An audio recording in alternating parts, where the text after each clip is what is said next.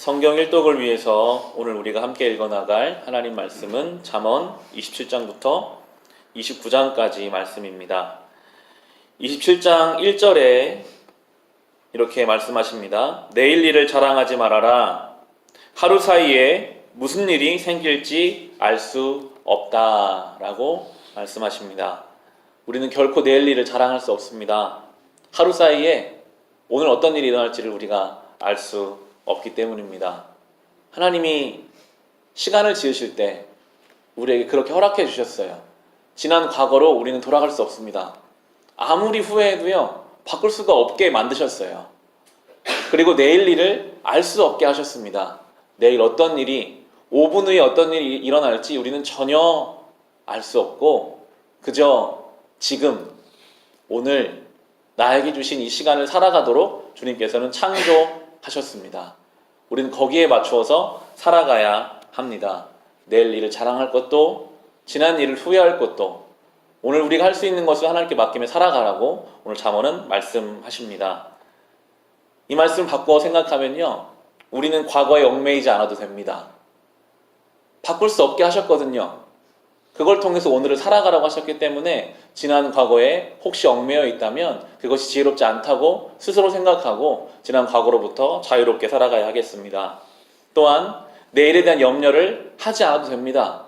내일 일을 우리는 알 수 없게 주님 만드셨기 때문에 우리는 오늘을 하나님 앞에 맡기며 담대하게 그리고 성실하게 살아가는 특권을 우리에게 허락하여 주셨습니다. 이어지는 17절을 보시면요, 쇠붙이는 쇠붙이로 쳐야 날이 날카롭게 서듯이 사람도 친구와 부대껴야 지혜가 예리해진다 라고 말씀하십니다. 쇠가 그 원하는 모양으로 만들어지려면 뜨겁게 달군 다음에 같은 쇠인 망치로 쳐야지만 날카로워지고 온전한 모습을 가질 수 있는 것처럼 오늘 성경은 말하죠. 사람도 사람 사이의 관계에서 부대끼고 때로는 망치로 얻어맞듯이 그렇게 맞고 그런 과정을 통해서 지혜가 예리해진다. 하나님 만들고자 하는 모습으로 만들어져 간다라고 이야기하고 있습니다.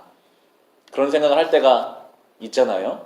다 나와 똑같은 생각이면 정말 편할 텐데, 아무런 거리낌이 없을 텐데, 그런데 심지어 가장 가까운 가족도, 내가 낳은 자녀도 그 마음과 뜻과 생각이 다르니까요. 우리는 부대낄 수밖에 없습니다. 그런데 하나님 말씀하시죠. 이 부대낌을 통해서 온전해진다. 그 지혜가 예리해진다. 하나님이 만들고자 하는 모양으로 만들어져 간다라고 성경이 이야기하고 있습니다.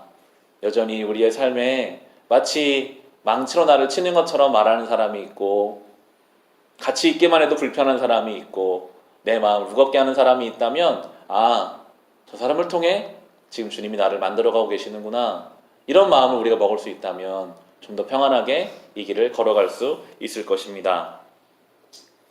이어지는 28장의 9절 말씀에는 이렇게 말씀하십니다. 귀를 돌리고 율법을 듣지 않으면 그의 기도마저도 역겹게 된다 라고 말씀하고 계세요. 하나님 말씀을 듣지 않고 오로지 내가 원하는 대로 기도하고 내가 원하는 대로 신앙생활을 하는 그 신앙의 모습을 지금 성경은 무섭게 말하죠. 역겨울 정도가 될 것이다. 하나님 앞에서 전혀 아름답지 못할 것이다 라고 하면서 신앙의 균형을 말하고 있습니다. 하나님 말씀에 귀를 기울이지 않는 신앙은요, 건강할 수가 없습니다. 결국은 내 소원을 이루는 도구가 될 수밖에 없거든요.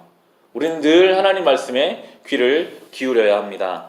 잠언을 묵상하면서 참 구체적이고 때로는 따끔한 충고로 하나님의 말씀으로 다가오더라고요.